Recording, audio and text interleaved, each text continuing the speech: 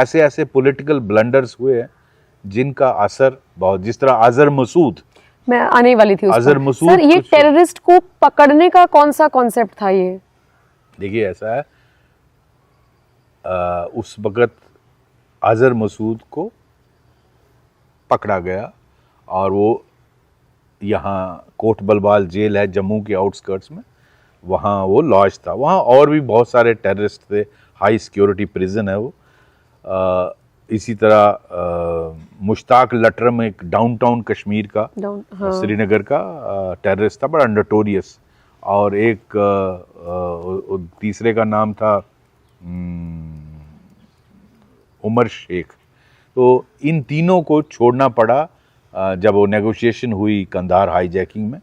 I think पहले तो वो बहुत ज़्यादा नंबर्स मांग रहे थे, लेकिन हमारे नेगोशिएटर्स ने बहुत अच्छा उनके साथ बातचीत की। अल्टीमेटली फैसला हुआ इन 3 टेररिस्टों को छोड़ना पड़ेगा। तो अजहर मसूद बहुत डेंजरस आदमी था, एक दानव था, एक राक्षस था। तो अनफॉर्चुनेटली मेरी ड्यूटी लगाई गई कि दिल्ली से स्पेशल प्लेन आ रहा है और एक सीनियर गवर्नमेंट ऑफ इंडिया के इम्पॉर्टेंट आदमी फंक्शनरी आ रहे हैं वो उसको लेने के लिए। उस वक्त हालांकि जो चीफ मिनिस्टर थे यहाँ डॉक्टर फारूक, उन्होंने प्रोटेस्ट किया, वो नहीं मान रहे थे छोड़ने के लिए। लेकिन अल्टीमेटली द सीन ये हुआ कि अगर उनको 180 और 184 या 190 यात्रियों को अगर उनको छुड़ाना है, क्योंकि वो कंधार में था, तो आपको इनको छोड़ना पड़ेगा, इन 3 टेररिस्टों को। हम सब जानते थे कि अजहर मसूद जैसा डेंजरस टेररिस्ट को छोड़ा जाए तो ये बहुत ख़तरनाक होगा। और वो बाद में वही हुआ जो हमारी एप्रीहेंशन थी, और हज़ारों की मौत का कारण बना। पार्लियामेंट पे अटैक उसने करवाया, असेंबली पर अटैक उसने करवाया, आपने देखा पुलवामा अटैक उसने कराया, बहुत सारे मुंबई कितने अटैक्स उसकी वजह से हुए और हज़ारों लोग अपनी जान खो बैठे। लेकिन वो ऐसा काम था जो मुझे करते हुए बहुत तकलीफ़ हुई, दिल पर बोझ था, और मैं आज तक उसका मेरा मन करता था कि उसको जिंदा नहीं भेजा जाए, लेकिन मजबूरी थी, ऊपर से ऑर्डर था। भारत सरकार के उस वक़्त वो ऑर्डर थे। लेकिन उसके बाद एक अनरिटन डिसीजन है सिक्योरिटी फोर्सेस का कि अजहर मसूद जैसे लोगों को हम पकड़ते नहीं, अब नहीं पकड़ते, बिकॉज अल्टीमेटली ऐसे लोगों को जेल में डाल के फिर वो उनके लिए वकील आपके ही देश के खड़े हो जाते हैं।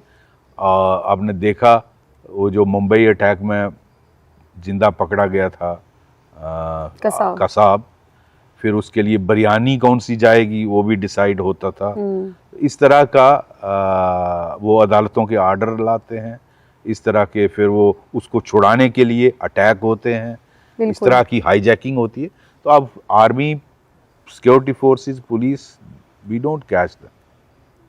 सर, उस दौर को लेकर जब जैसे अभी एक वेब सीरीज आई कंधार हाईजैक को लेकर, तो लोगों ने एक बार फिर से अटल बिहारी वाजपेयी की सरकार को याद किया और कहा कि ये डिसीजन 176 यात्रियों के लिए, उनके परिवारों के लिए लिया गया था, उस वक्त की ये मजबूरी रही होगी। लेकिन लोग आज से कंपेयर करते हैं कि अगर मोदी सरकार में ऐसा कुछ होता तो कुछ और डिसीजन लिया जा सकता था। आपको क्या लगता है कि अगर ये सीन मोदी गवर्नमेंट में हो तो इस तरीके से इतनी आसानी से उसको जाने दिया जाता है या कुछ और ऑप्शन निकाला जा सकता है? देखिए, वाजपेयी जी बहुत बढ़िया प्राइम मिनिस्टर थे, इसमें कोई शक नहीं, हम पूरे देशवासी उनकी इज्जत करते हैं। लेकिन जिस तरह के हालात उस वक्त थे, आप तो शायद उस वक्त नहीं होंगी, छोटी होंगी, लेकिन मेरे जैसा आदमी ने वो सब देखा है। ये 99 की बात है, दिसंबर 99 की, और किस तरह से उनके रिश्तेदार, जिनके लोग उस जहाज में थे, जगह जगह प्रोटेस्ट हो रही थी। देखा सर मैंने, लेकिन टीवी पर कैसे रोते थे वो लोग, किस तरह से प्रोटेस्ट, और गवर्नमेंट को मजबूर कर दिया गया।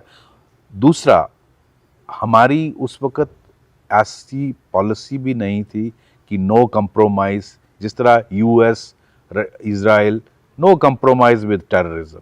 वो मैं समझता हूँ आज वो स्थिति नहीं है आज की। और उस वक्त हमारे पास इस तरह जो जहाँ कंधार इसको लिया गया, वहाँ तालिबान की गवर्नमेंट थी, तालिबान के साथ हमारा कोई अच्छा रिश्ता नहीं था, बड़ी मुश्किल से उनके साथ कम्युनिकेशन एस्टैब्लिश किया गया, और तालिबान सपोर्ट नहीं करती थी। आज अगर आज वैसा होता, आज भारत के पास कैपेबिलिटी है।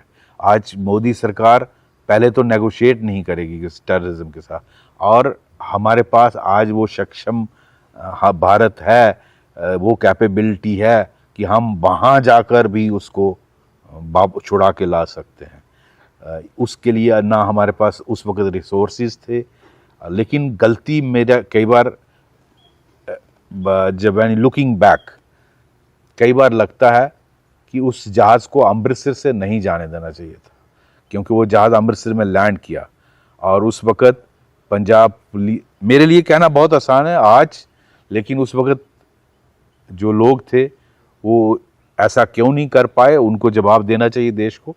लेकिन जो मैंने सुना है, उस वक़्त पंजाब पुलिस के कमांडोज रेडी थे, पंजाब के डीजीपी जो उस वक़्त थे उन्होंने कहा हम तैयार हैं।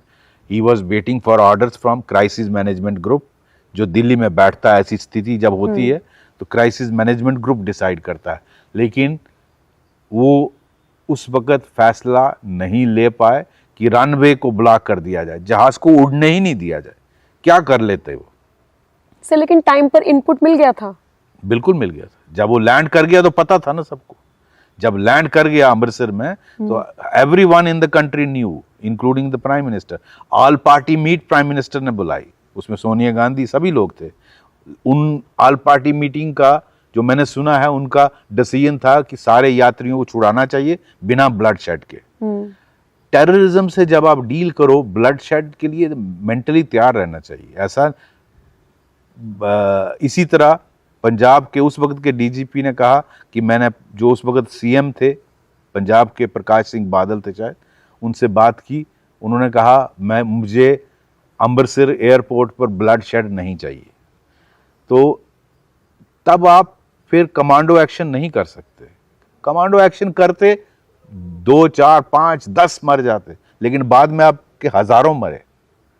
और मैं समझता हूं एक बार आपके कंट्री से वो चला गया, फिर आपके कंट्रोल में नहीं रहा, वो जाना नहीं चाहिए था। वो क्राइसिस मैनेजमेंट ग्रुप को जिम्मेवारी लेनी चाहिए थी। उन्होंने क्यों नहीं ली वो बेहतर जानते हैं, मैं नहीं, मैं उस वक्त था नहीं मैं। लेकिन आज रेट्रोस्पेक्टिवली सोचता हूं कि भारत से उस जहाज को नहीं उड़ने देना चाहिए था। उसके लिए जो भी करना पड़ता, चाहे कैजुअलिटीज, टेररिस्ट, एक रिपोर्ट के मुताबिक उनके पास शायद शार्प एज वेपन ही था। बाद में कहते हैं जब वो लाहौर में लैंड किया तो वहां किसी ने बैग दिया, आईएसआई ने उनके हाथ में, उसमें वेपन थे। ये कहना है, इस कंफर्म न्यूज़ नहीं है। इवन इफ वेपन थे तो कितने लोगों को मार सकते थे। कमांडो एक्शन किया जाता, उनको उड़ने नहीं दिया जाता, तो आज बहुत सारी जानें बचाई जा सकती थी। ठीक है, एक्शन के दौरान कुछ कैजुअलिटीज हो जाती। बिल्कुल सर, मसूद अजहर का हम जिक्र कर रहे हैं। जितनी रिपोर्ट्स मैंने देखी हैं, जो धुंधली धुंधली तस्वीरें जो न्यूज़ चैनल्स दिखाने की कोशिश करते हैं, तो उसका चेहरा साफ नहीं दिखता जिस वक्त वो जा रहा है। तो आप तो उस वक्त वहाँ मौजूद थे, तो वो ढका गया था, वो कोई प्रोटोकॉल था? जी बिल्कुल प्रोटोकॉल था। मुझे इंस्ट्रक्शन थी कि उसका चेहरा नहीं दिखना चाहिए, इसलिए उसको वो असिस्ट करता था। वो अपने आप को बड़ा दादा समझता था, और वो मंकी कैप पहनने के लिए तैयार नहीं था, जो उसको पहनाई जा रही थी। तो मैं, जब मेरे सामने लाया गया तो मैंने दोनों अपने सिक्योरिटी गार्ड्स को कहा, इसको मुर्गा बनाइए और इसको पहनाइए और इसके हाथ पीछे बांधिए। और फिर उसको जिप्सी के पीछे डाला गया और चारों तरफ गनमैन रखे गए और फिर उसको लिया गया। लेकिन बाहर बहुत मीडिया था, वो मीडिया ने वहाँ से कोट बुलवाल जेल से, जो जम्मू की टेक्निकल एयरपोर्ट है जहाँ जहाज़ आया था दिल्ली, एक सीनियर ऑफिसर आए थे, तो वो वेट कर रहे थे। तो वहाँ तक पहुँचने में कोई 15-20 किलोमीटर है, पूरा रास्ते में मीडिया फॉलो कर रहा था। तो लेकिन उसका चेहरा नहीं दिखना चाहिए था, वो इंश्योर किया और उसको प्रॉपर्ली हवाले किया। उस टाइम सर एक रिग्रेट भी होगा कि एक आतंकवादी को मैं लेकर जा रहा हूँ, एक गुस्सा भी होगा अंदर से। गाली वाली आपने दी ही मसूद अजहर को, क्योंकि मैंने सुना है कि जब पुलिस कभी ऐसे अपराधियों को पकड़ती है तो अपनी भड़ास निकाल लेती है। उस वक्त पे आपको कुछ गुस्सा था? मेरा मन तो करता था इसको मार दिया जाए, लेकिन मजबूरी थी और दिल में एक बोझ आज भी है। क्योंकि उस एक्शन की वजह से हज़ारों लोग मरे और जो नहीं होना चाहिए था, लेकिन देश के लिए कई बार ऐसे काम करने पड़ते। खैर 1990 का सर हम जिक्र कर रहे थे और हम चले गए थे फिर टेररिज्म पर। मैं कश्मीरी हिंदुओं के लिए आपसे जानना चाहूंगी कि मुझे जितना मैं पढ़ पाई, समझ पाई, मुझे नहीं लगता कि कश्मीरी हिंदुओं के लिए अब तक की सरकारों ने कुछ किया हो या ना किया हो, लेकिन वो सेटलमेंट, वो सुकून अब तक उनके दिल में नहीं है। 17% सिर्फ कश्मीरी हिंदू हैं जिनको उनके घर यहाँ पर मिल पाए, उनके घर तो नहीं कहेंगे, उनकी जमीन मिल पाई है। 62,000 फैमिलीज को यहाँ से एक तरीके से पलायन करना पड़ा था, 7 लाख से ज्यादा का आंकड़ा था। तो मुझे तो नहीं लगता कि अभी तक इंसाफ हुआ है। आपको क्या लगता है कब तक इंसाफ होगा और एक्चुअल में उनको क्या मिलना चाहिए कि उनके दिल की जो टीस है वो थोड़ी कम हो सके?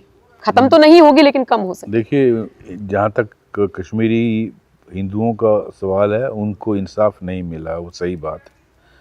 और उनको सब, मैं समझता हूँ भारत सरकार को और स्टेट गवर्नमेंट को उनके लीडरशिप से बात करनी चाहिए और वो सॉल्यूशन ढूंढनी चाहिए जो उनको एक्सेप्टेबल हो, बिकॉज अल्टीमेटली उन्होंने सेटल होना है।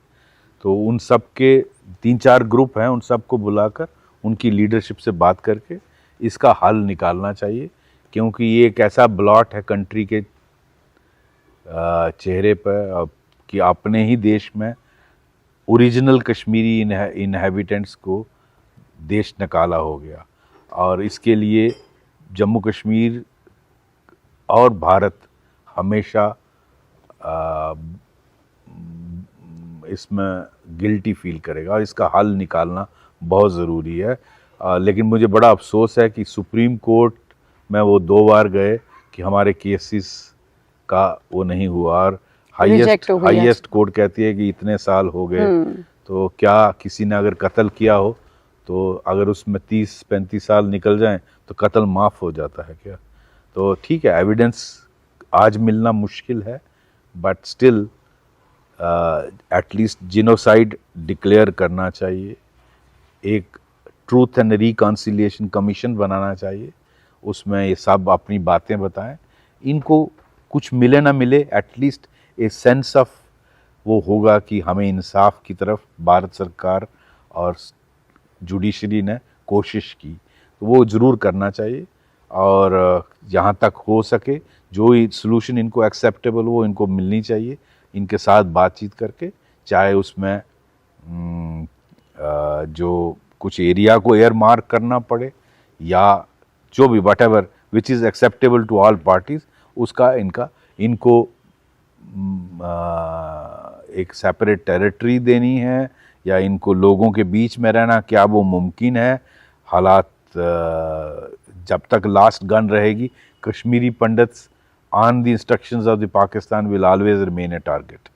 तो उसको कैसे फेस किया जाए, इसका हल निकलना चाहिए। सर, बहुत सारे आतंकवादियों के साथ आपने इंटेरोगेशन किया होगा।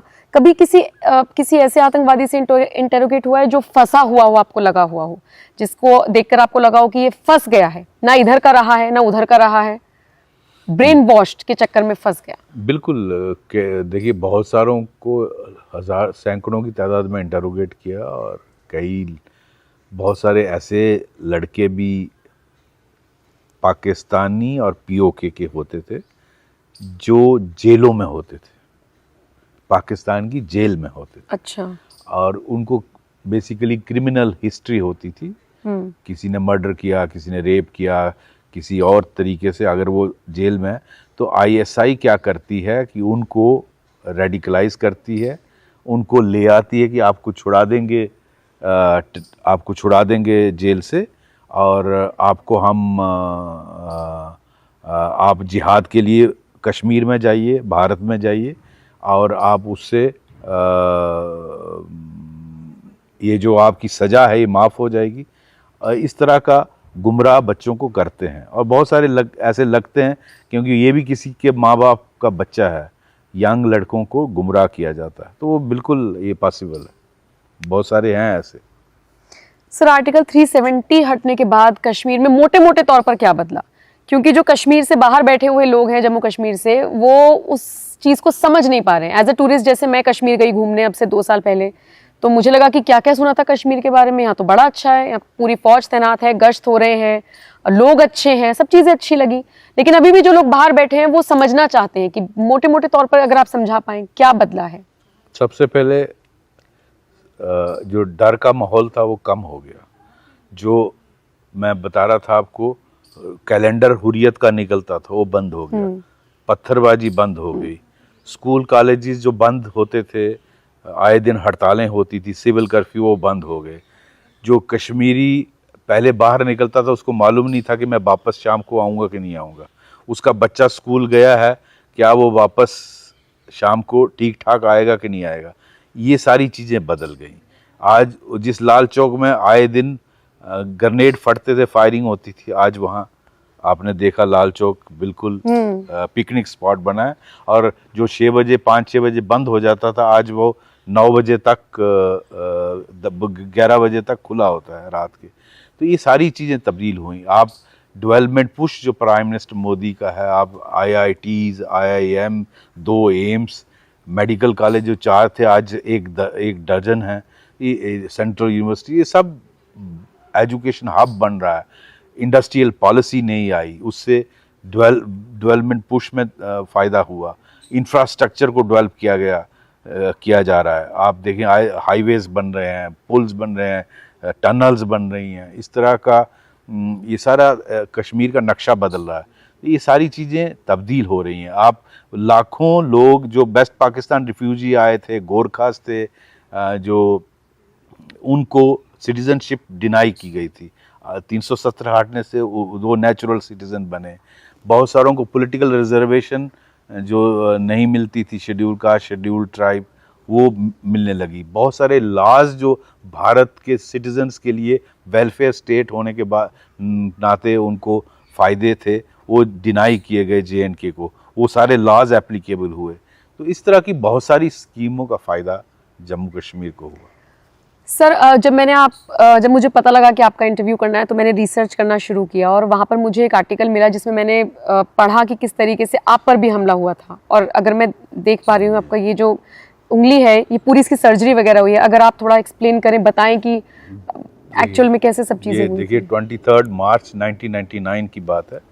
मैं DIG Baramulla range, Baramulla Kupwara border districts हैं कश्मीर वैली के, मैं वहाँ का रेंज DIG था। और मैं उस वक़्त IG कश्मीर का चार्ज मेरे पास था। तो मुझे श्रीनगर में रहना था और वहीं रात को रुकना था 4-5 दिन के लिए। तो लेकिन किसी वजह से मुझे वापस जाना पड़ा बारामूला रात को। तो रात को जब ट्रैवल कर रहे थे तो 8 साढ़े 8 बजे का टाइम है, 23 मार्च 99। तो सर्दियों, वहाँ मार्च में सर्दियाँ होती हैं कश्मीर में और अंधेरा जल्दी होता है, हल्की सी बारिश हो रही थी। तो एक पुतखा गांव है सोपुर क्रॉसिंग से 1 किलोमीटर पहले, वहाँ टेररिस्टों ने वायरलेस सेट पे मेरी मूवमेंट इंटरसेप्ट की। उनको पता चला कि मैं आ रहा हूँ, तो उन्होंने गांव खाली कराया पुतखा, और दोनों तरफ सड़क के जो दुकानें थी उसके ऊपर UMGs फिट की थी। और जब UMG sir, universal machine gun, तो ये बुलेट प्रूफ गाड़ी में मैं था, एम्बेसडर गाड़ी बुलेट प्रूफ होती है अगेंस्ट AK-47, लेकिन UMG रिपीट फायर करती है, वो बुलेट प्रूफ को भी पंक्चर कर देती है। तो आगे JNK पुलिस का एस्कार्ट था, उस पर फायर हुआ, वो निकल गया। उसके बाद मेरी गाड़ी आई, उस पर सैकड़ों गोलियां आईं, और उसमें से एक गोली ड्राइवर को लेफ्ट कंधे से कट, यहाँ से पंक्चर कर गई, और फ्रंट शीशे जो बुलेट प्रूफ शीशा था उसको क्रॉस कर गई, क्योंकि रिपीट फायर था। दूसरी गोली आई, उससे ये मेरा हाथ पूरा कट गया, रिकन्स्ट्रक्ट किया है, ये पिन पर खड़ा है, ये हड्डी शैटर हो गई। तो इसको यहाँ से मांस लिया गया, इसमें 2-3 महीने की सर्जरी हुई। उसके बाद ये जो उन्होंने ग्रेनेड मारे, एक स्प्लिंटर ग्रेनेड का लेफ्ट विंडो से निकलकर मेरे स्कल में एम्बेड हो गया। लकी ये था कि वो ब्रेन को डैमेज नहीं किया, वो स्कल के अंदर। तो मुझे फिर वहाँ से भी, अभी 10 किलोमीटर था बारामूला, तो मेरा एप्रीहेंशन थी कि कहीं ब्लीडिंग से डेथ ना हो जाए। इतनी देर में एक टेररिस्ट मुझे किडनैप करना चाहता था, लेकिन फॉर्चुनेटली वो दरवाज़ा लॉक था, तो वो खोल नहीं पाया। सॉरी टू इंटरप्ट यू, ऐसा लग रहा है जैसे कोई फिल्मी कहानी है। हाँ, वो दरवाज़ा खोल नहीं पाया बिकॉज वो लॉक था। तो इतनी देर में मैंने ड्राइवर को इंजर्ड हाथ से कहा कि गाड़ी निकालो यहाँ से, क्योंकि मुझे याद आया सिखलाई में नेशनल पुलिस एकेडमी में बताया गया था, जब भी आपका एम्बुश हो, आपको मालूम नहीं दुश्मन कहाँ है, क्योंकि अंधेरा है, आपको मालूम, तो आपको वहाँ बेस्ट तरीका है वहाँ से निकलना। तो मैंने ड्राइवर को कहा गाड़ी निकालो, क्योंकि गाड़ी रुक गई थी, क्योंकि वो न्यूट्रल हो गया थी गाड़ी, उसके जब गोली लगी, उसका स्टीयरिंग पर हाथ था, तो गियर पर। तो उसके बाद जब मैंने उसको इंजर्ड हाथ से पुश किया, तो उसने गाड़ी कोशिश की इंजर्ड हाथ से गियर लगाने की, और वो जब गियर लग गया तो गाड़ी खिंच गई। और फिर तो रीइंफोर्समेंट आ गई और मुझे हॉस्पिटल लिया गया, वहाँ सर्जरी हुई, और खैर वहाँ तो इनफैक्ट लोकल एनेस्थीसिया नहीं था, और जिस तरह बोरी को सीते हैं ऐसे सिया उन्होंने। और उसके बाद आर्मी के जनरल आ गए, डीसी एसएसपी सभी आ गए, उन्होंने मुझे रात को डिप्लॉयमेंट करके 92 बेस हॉस्पिटल शिफ्ट किया, जहां ये मेरा स्प्लिंटर स्कल से निकाला गया। कितना टाइम आपको लगा प्रॉपर रिकवर होने में, क्योंकि ये तो आपकी ऐसी रह गई ना? 2 महीने। 2 महीने में पूरी तरीके से ठीक हो गए थे। सर आजकल एक नई तरीके से वॉर चल रहा है। अभी मैं एक खबर पढ़ रही थी इजराइल को लेकर कि पेजर के जरिए अटैक किया गया। ये जो नई नई टेक्नोलॉजीज हैं साइबर वॉर की, आप इसे किस तरीके से देखते हैं? ये बिल्कुल न्यू पैराडाइम है। ये जो अब अटैक जो चाइना जो इसका हमास और इजराइल का जो चल रहा है, इसमें देखिए technology is very, it has completely changed.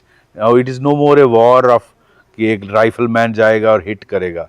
अब it is much of technology. आप देखें किस तरह से मोसाद ने किस तरह से पहले ही इस सप्लाई को इंटरसेप्ट किया, उसमें एक्सप्लोजिव डाला, उसको पहले तो उन तक ये बात पहुंचाई कि आपके मोबाइल्स को ट्रैक किया जाता है इजराइल के द्वारा, और इजराइल फिर आपको टारगेट करता है। तो आप स्विच ओवर करो उस ऑब्सलीट टेक्नोलॉजी जो पेजर्स है। पेजर्स ये वर्क करता है नॉट टू वे। ये अब मैं यहाँ से पेजर मैसेज देता हूँ तो कंट्रोल लेता है, कंट्रोल फिर आगे आपको पास करेगा, तो उसको इंटरसेप्ट करना मुश्किल होता है। पहले ये बात फैलाई, फिर उन्होंने ये डिसीजन लिया ये बात पता करना। तो मोसाद इसीलिए दुनिया में माना गया है। मैं समझता हूँ हमें इनसे लेसन लेना चाहिए, और हम सबको बहुत कुछ सीखना चाहिए इनसे कि आज टेक्नोलॉजी की वॉर। सर आनंद रंगनाथन, अभी आपने बताया कि आपके दोस्त भी हैं, उनके एक पोस्ट पर आपने एक रिप्लाई किया जिससे मैं थोड़ा सा आपकी विचारधारा को समझ पाई कि आप भी हिंदुओं के लिए आवाज़ को बुलंद करते हैं। एक पोस्ट पे आपने लिखा, शायद अगर मैं गलत नहीं हूं तो वो कोई ऐसा पोस्ट था जिसमें हिंदू मुस्लिम का कुछ एंगल था, तो आपने लिखा कि क्या हिंदुओं रख सकते। शुरुआत में हमने पत्थरबाजी का जिक्र किया था। आप किसी भी राज्य में चले जाइए, अगर हिंदुओं की कोई शोभा यात्रा निकल रही है तो पत्थरबाजी होना आम बात है। अभी हमने गणेशोत्सव पर देखा। आपको क्या लगता है इनका इलाज कैसे होना चाहिए? जी ठीक है, हर आदमी एक्सपेक्ट करता कि पुलिस कार्रवाई करेगी, बट आपको भी अपने लिए लड़ने आना चाहिए ना। हर बात, अगर आप पर कोई पत्थर मार रहा है तो आपको भी तो हाथ दिए हैं, आप उनके हाथ पैर तोड़िए, दोबारा पत्थर मारने लायक नहीं रहे।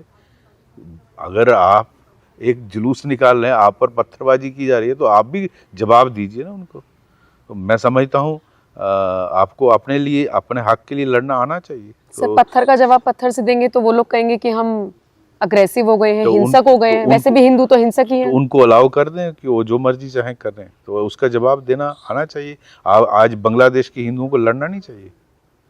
अगर इकट्ठे नहीं होंगे तो आप देखिए, वो जो योगी जी ने कहा कि बटेंगे तो कटेंगे, तो आपको भी आपका भी तो नंबर है, आप मारिए उनको, करिए सीधा, दोबारा हिम्मत ना करे कोई। बाकी पुलिस अपनी कार्रवाई करेगी। आप बिल्कुल कैसे हर चीज एक्सेप्ट कर ले तो वो जो मर्जी करते जाएं, तो इसमें जवाब देना आना चाहिए। सर लेकिन नियम तो कहता है कि माइनॉरिटीज विक्टिम वाले होते हैं। माइनॉरिटी जो मर्जी कर जाए, ये तो नियम नहीं हुआ ना। होना तो माइनॉरिटी, मतलब अगर मेजॉरिटी की शोभा यात्रा में पत्थरबाजी की है माइनॉरिटी ने, तो विक्टिम वो नहीं हो सकते। विक्टिम वही हो सकते हैं, विक्टिम मेजॉरिटी। आई थिंक दुनिया देख रही है कि कौन विक्टिम है। आई थिंक अगर ये तो बेसिकली आइडियोलॉजी की वजह से पत्थरबाजी होती है, इसमें माइनॉरिटी मेजॉरिटी की बात ही नहीं है। अगर आपको सिखाया ही जाता है कि आपको इस तरह का काम करना है, पत्थर ऑटोमेटिकली तो आते नहीं, कोई तो इकट्ठे करता है, आप पत्थर इकट्ठे करके फिर अटैक करते हो ना। सर हल्द्वानी में भी ऐसी हुआ था, तो एक दिन पहले पूरा भ्रमण हुआ है ड्रोन से, सारी चीजें, मैं पिछले साल की या शायद इस साल के फरवरी की बात है, हल्द्वानी में हिंसा हुई थी। एक दिन पहले पूरी चेकिंग की गई, साफ छतें थी, कोई दिक्कत नहीं थी। अगले दिन बवाल हुआ तो पत्थर आ गए। फिर पुलिस की फेलियर है, आपको इतनी इंटेलिजेंस नहीं है कि पत्थर इकट्ठे किए जा रहे हैं। मैं तो इसकी पुलिस की नालायकी समझता हूँ। पुलिस को पता लगना चाहिए, फिर किस बात का SHO है वो, अगर उसको ये इन्फॉर्मेशन नहीं है कि पत्थर या हथियार रखे जा रहे हैं, तो ये तो पुलिस की नालायकी है। सर बतौर जम्मू के नागरिक अब आप ऐसे जवाब दीजिएगा, आपको क्या लगता है कि इस बार कोई स्कोप है बीजेपी का आने का, या फिर कांग्रेस ने जिस तरीके से गठबंधन किया है मुझे लगता है जम्मू रीजन में बीजेपी सबसे बड़ी पार्टी होगी और बीजेपी सबसे ज़्यादा सीटें निकालेगी। हाँ, कश्मीर में मुझे नहीं लगता उनको कोई कामयाबी मिलेगी। वहाँ नेशनल कॉन्फ्रेंस सबसे बड़ी पार्टी हुई और बीच में कांग्रेस और PDP थोड़े थोड़े उनकी भी सीटें निकलेंगी और कुछ इंडिपेंडेंट आएंगे। कुछ अल्ताफ बुखारी और सजाद लोन की पार्टी है, कुछ ये जो इंजीनियर रशीद और ये जमाती हैं, इंडिपेंडेंट खड़े हुए हैं, उनकी भी सीटें निकलेंगी। सर POK को लेकर क्या स्टैंड होना चाहिए अब सरकार का? एटलीस्ट थर्ड टेन्योर में तो हम लोग एक्सपेक्ट कर ही रहे थे कि कुछ बड़ा ऐलान होगा। POK देखिए, वहाँ के लोग खुद ही चाहते हैं कि पाकिस्तान से जान छूटे। वो खुद ही डिमांड कर चुके हैं कि हम मोदी जी जैसा लीडर चाहिए और हमारा रास्ता खोला जाए। खासकर लद्दाख के जो साथ एरिया लगता है, स्कार्दू और वो, तो POK वहाँ के लोग, हमें अभी चुप रहना चाहिए, देखना चाहिए कि वहाँ के लोग ही पहले उनसे आज़ादी ले लें। पाकिस्तान फ़ौज से काफ़ी तंग पड़े हैं और आटे के लिए तरस रहे हैं, तो पहले वही वो कोशिश करें, उसके बाद अगर भारत की ज़रूरत होगी तो ज़रूर हम मदद करें। एक सवाल सर मेरा रहेगा, वन नेशन वन इलेक्शन को लेकर कैबिनेट से मंजूरी मिल गई है, आप इसे लेकर क्या? बहुत अच्छा मूव है ये, जो बार बार इलेक्शंस होती हैं उससे डेवलपमेंट प्रोसेस रुकता है, एडमिनिस्ट्रेशन रुकती है और बहुत सारे काम रुकते हैं, खर्चा बहुत होता है बार बार इलेक्शंस। ये बहुत अच्छा मूव है। पहले इनफैक्ट यही होता था जब से आज़ादी मिली थी, ये मिसेस गांधी के टाइम पे चेंज हुआ, तब ये बार बार गवर्नमेंट ने डिसमिस होने लगी और बार बार इलेक्शंस होने लगी जो, और इससे लोगों में पॉलिटिशियन नफ़रत फैलाते हैं, डिवाइड करने की कोशिश करते हैं बार बार, और ये प्रोसेस चलता ही रहता है सालों साल, हर 6 महीने में इलेक्शन हो रही होती है। तो ये बहुत अच्छा मूव है, मैं इसके लिए मुबारकबाद देता हूँ प्राइम मिनिस्टर मोदी और उसकी गवर्नमेंट को। एक आखिरी सवाल सर हिंदुओं को लेकर करूंगी। सवाल ये होगा कि कब तक हिंदू भागते रहेंगे? कश्मीर से भगाए गए, दूसरे देश में चले जाइए, बांग्लादेश से अगर कुछ भी आपदा आई तो भागने लगे, लड़ने के बजाय, जैसा आपने कहा।